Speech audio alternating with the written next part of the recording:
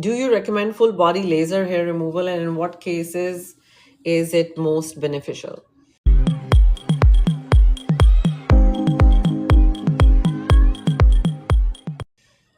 So, humans are strange.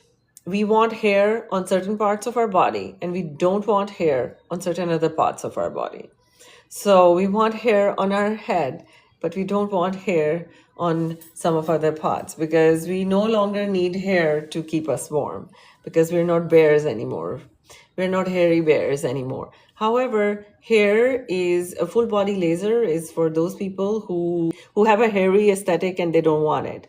And they want a less hairy aesthetic. So when you do a laser hair removal treatment on yourself, what you need to know is that is every time you're going to do a laser hair removal treatment on the body, on any part of the body, you with each time it will decrease the amount of hair. The only hair that it captures the follicles of the baby hair. So at all times your hair has like 10% of the hair cells are like baby hair follicles. So it catches the baby hair follicles and just kills them.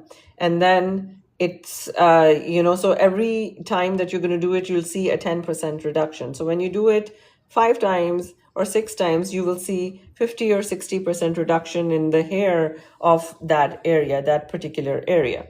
So it takes a several treatments. So what I like to tell people that if you're doing a full body hair laser, just make sure that you start like in October, and so that you get like certain amount of months of laser exposure during the winter time, because laser hair removal should be done only in the winter time, winter and maybe early parts of spring. But the thing is, basically it's winter, so autumn and winter. So October, November, December, January, February, maybe March, and at least you get like at least 5 or 6 treatments in, and that should give you a fair amount of decrease in the number of hair. And it may not be enough, you might need more. So people sometimes need like touch ups every couple of years, because hair can be very hormonal also,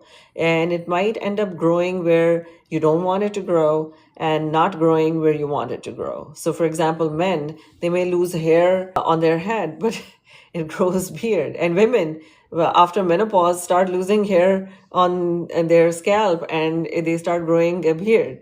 Again, it's very hormonal.